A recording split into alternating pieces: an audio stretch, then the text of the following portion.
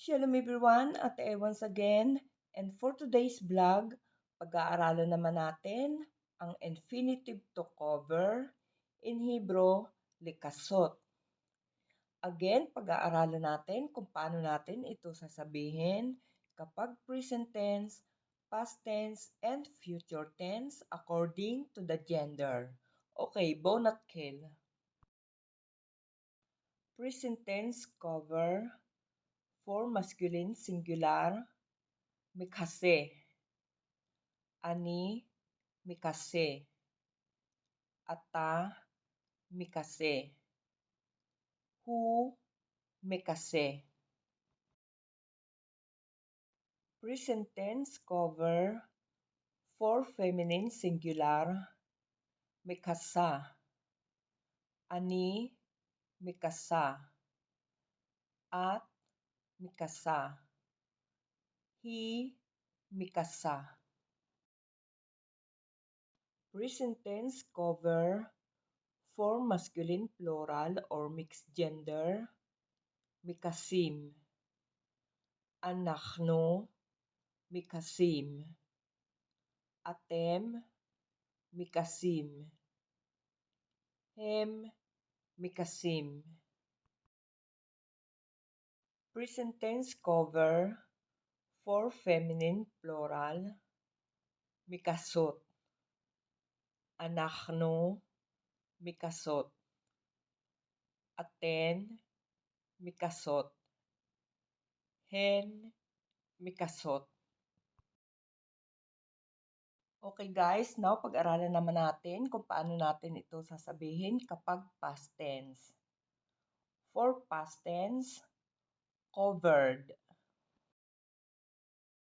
Kisiti. Kisita. Kisit. Kisa. Kista. Kisino. Kisitem. Kisiten. Kisu. Kisu. Okay, now let's move to the future tense, will cover. Ani, akase. Ata, tekase. At, tekasi. Hu, yekase. Hi, tekase. Anachnu, nekase. Atem, tekasu. Aten, tekasena. Hem, yekasu. Hen, tekasina. Okay guys, now ibibigay ko naman ang imperative or ang command. Imperative cover for masculine singular, kasi. Imperative cover for feminine singular, kasi.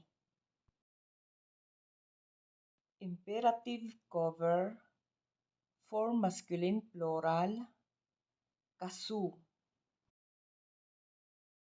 Imperative cover for feminine plural, kasena. Okay guys, that's all for today's vlog. Enjoy to learn Hebrew and please don't forget to like, share, comment, and subscribe and hit the notification bell para lagi kayong updated sa mga bagong upload na videos. Guys, maraming salamat sa panonood. See you on my next vlog. Lihit Raot!